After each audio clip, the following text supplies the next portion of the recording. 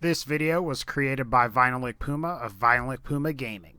So there's a common misconception that assault rifles are kind of lacking in both Borderlands 2 and the pre-sequel. Now, while I agree with this sentiment to some degree, there are also several truly excellent, unique, legendary, and even Seraph and pearlescent assault rifles in both games. These are the top 9 best assault rifles in Borderlands 2 and Borderlands the pre-sequel. I'm pretty sure these are the only assault rifles you'll ever need. Number 9. The Seraphim. Despite its wonky accuracy, the Seraphim is actually a pretty good assault rifle. The Seraphim has very high base damage for an assault rifle and always comes in fire element, though you can modify it to drop the element with Gib Save Editor. Just a cool factoid there. The biggest thing that hurts the Seraphim is the slow projectile speed, which makes the Seraphim bad for long-range combat, and this is of course coupled with the wonky accuracy, and it could just make long-range combat really difficult. In my opinion, the Seraphim has one of the coolest assault rifle skins in Borderlands 2, and the chrome with black stripes is definitely unique and really cool looking. The Seraphim is obtained by trading Seraph crystals with the Seraph vendor located in Oasis in the Captain Scarlet DLC for Borderlands 2. Number 8. The Baroque / Major Tom. So this choice is a 2-for-1, as both the Baroque and Major Tom are pretty much identical. The Baroque, of course, is exclusive to Borderlands 2, while the Major Tom is only in Borderlands the pre-sequel. I alluded to it earlier, but both the Baroque and Major Tom, of course, are pretty much the same. Both fire 3 projectiles via hipfire and 5 projectiles during the burst mode that eventually converge in. The multiple projectiles fire horizontally and work best up against larger or wider enemies like loaders. The Baroque is obtained by killing Mobley in the dust in Borderlands 2 after completing the Good, the Bad, and the Mordecai side quest mission, and the Major Tom has no designated drop and can be obtained randomly via any loot source in Borderlands the pre-sequel. Number 7. The Jacob's Gatling Gun. The Gatling Gun, in my opinion, is the only non-unique assault rifle with a spinning gun barrel in Borderlands 2 and the pre-sequel that is worth using at higher level difficulties. What's so great about it is that it fires as fast as you can pull the trigger and has a ×3 multiplier, which is pretty uncommon, if not rare, amongst single projectile weapons, especially assault rifles. Of course, the disadvantage of having a ×3 multiplier is that the Gatling Gun has kind of high ammo consumption, which can be a problem with Gatling guns that have low magazine size. I describe the Gatling Gun as like the ultimate cross between an assault rifle and a shotgun. And the other nice thing about Gatling guns is that they can be pretty much acquired anywhere from any in-game loot source from both Borderlands 2 and the pre-sequel. Number 6. The Ogre. To be honest, I'm not a huge fan of the Ogre because it has a spinning gun barrel, and really my only gripes with the Ogre are the fact that it has the spinning gun barrel and it has the annoying wind-up time, and it kind of has lower base damage when compared to some other weapons found throughout Borderlands 2. Otherwise, every other aspect of the Ogre is excellent. The Ogre sports high splash damage, a quasi two-fang effect which allows for 2 bullets to be fired in quick succession, and there is also a special effect that increases fire rate, reload speed, and lets bullets ricochet off of surfaces. The other thing that prevents the Ogre from being higher on this list is because it is really hard to get. The Ogre can only be obtained from killing Warlord Slog during the badass round of Magic Slaughter in Myrtleyn's Temple. Honestly, I don't think it's worth the effort to solo that challenge, but if you can get an Ogre, it's definitely worth having. Before we go on to number 5, the Ogre is exclusive to Borderlands 2. Number 5. The Kitten.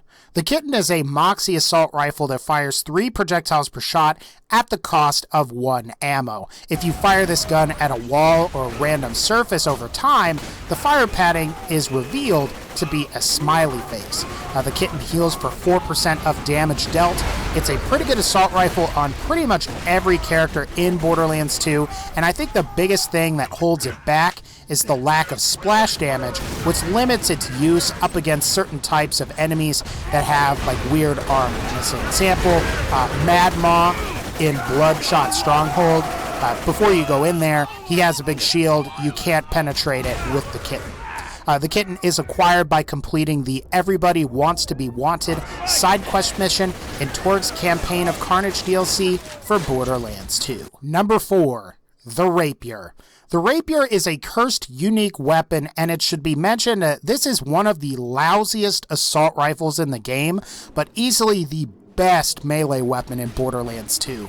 The Rapier's red text allows for 200% damage on the bladed attachment, and the Rapier's cursed text makes the user take more damage from enemy melee attacks. It should be mentioned that the Rapier in combination with either the Ruby or Grog nozzle make Melee Zero viable for high-level play in Borderlands 2.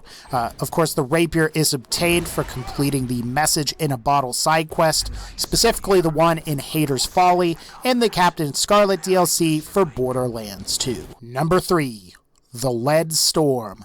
This is another spinny gun barrel assault rifle that's really good. I'd describe the Lead Storm as a weird cross between the Hail assault rifle and the Shred-a-Fire assault rifle. Of course, you don't get any of the healing effects that the Hail has. Otherwise, the Lead Storm would probably be the best assault rifle in Borderlands 2, probably Borderlands pre-sequel 2 if it showed up there. Unlike the Hail assault rifle, the initial projectile of the Lead Storm splits into 3 after a certain distance, while the Hail only splits into 2. Since these split projectiles are unlisted, they receive full amp damage from the B shield. Now, if you want to acquire a Lead Storm, it is received by killing Veracitus the Invincible in the Hammerlock's Big Game Hunt DLC for Borderlands 2. Number 2. The Hail.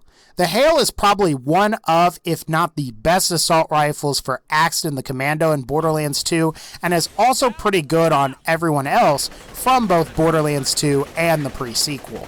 Like all other Moxie weapons, the Hail has healing abilities which heal for 3% of damage dealt. This effect is also passive, so you can heal from grenades that you throw, etc., etc. The Hail benefits from grenade damage bonuses, and the Hail splash damage is also useful up against enemies with certain types of armor, like Bad Maw. The Hail also sports a high critical hit modifier, comes in multiple elements, and after a certain distance, the projectile splits into 2. Now, of course, those projectiles are unlisted, and they get full amp damage from the B shield in Borderlands 2.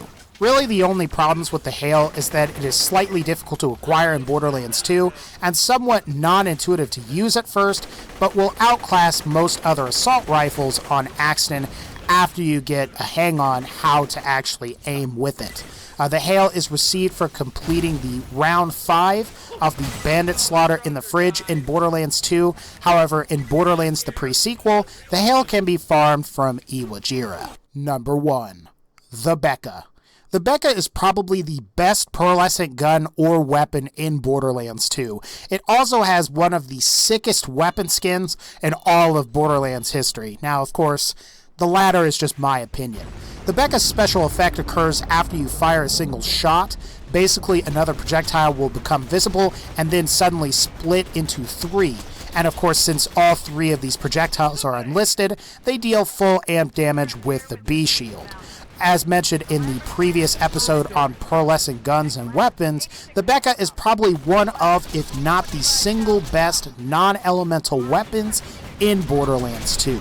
Of course, the Bekaa can only be obtained from tubby enemies that are located throughout the vanilla and DLC expansions for Borderlands 2. Anyway, guys, that's going to pretty much wrap up this particular video. If you like this video, please be sure to leave a like. Guys, I figure I'd go ahead and give you guys a heads up and let you know that in the US, At least that's all I can speak for. There's been some snow going on, and there's a possibility that I may lose power, so I might not get a video up tomorrow. I will say, though, do expect a Fallout video and then a Borderlands video the day after that. Again, I'm just saying this because in case I do lose power, you know why there's no video uploaded for tomorrow or the next day. Again, guys, everything probably should be good, but take care, and I'll see you all next time.